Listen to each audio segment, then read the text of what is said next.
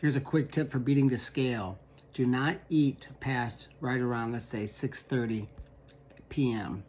Don't drink past 8:30 to 9. That way, let's say you get up every morning at 6 a.m., you weigh immediately after you get up.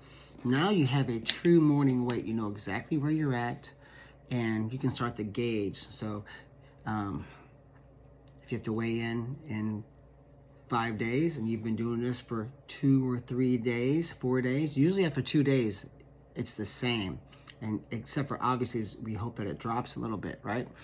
So that's number one. Don't eat past 6:30.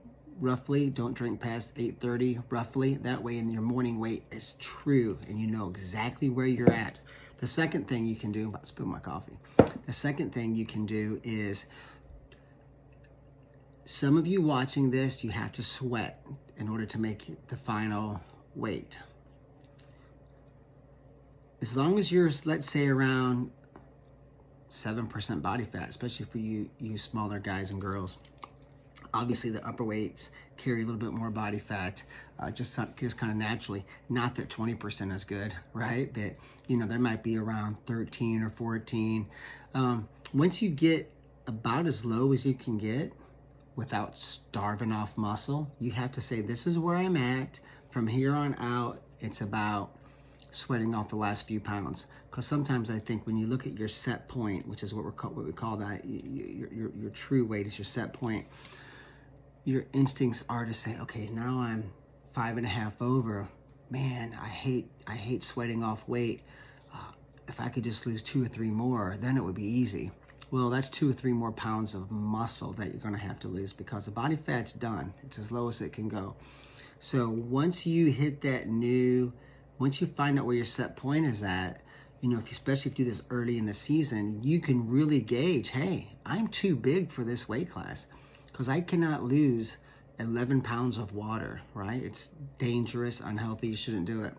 Sure, maybe a 270 pounder could, and maybe 197 pounder could, but most of us know. So it also helps you to gauge early in the season exactly where you can go. Now, when you're trying to gauge early in the season the exact weight you can go, remember, sometimes you're in between weights.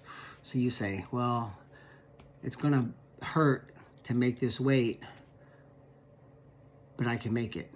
Well, remember, that's in October roughly is when you certify. You have until the end of February. So you have 4 months, just over 4 months until the weigh-ins at the state tournament. Hopefully you get a couple pounds of allowance, but let's say 4.5 months, that's 1/3 of a year. And if you're still growing, especially younger high school guys and girls, when you're still growing, you're like, naturally, if I wasn't a wrestler, I might be,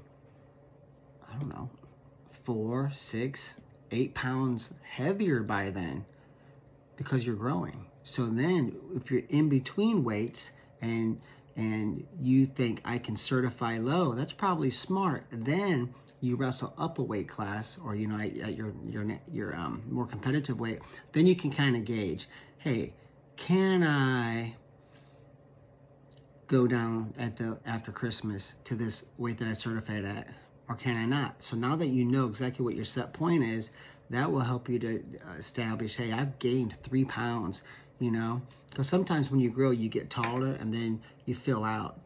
So even though you're not any taller than you were 2 months ago, but maybe you're 3 pounds bigger. Now you say, okay, I have to go up the next weight. Or your set point is maybe only 0.8 pounds heavier than what it was late October. You're like, hey, I can make this, I can go down to the weight that I certified at. But there's a little tip on controlling your weight and just monitoring what your true weight is so you can start making these decisions. Good luck.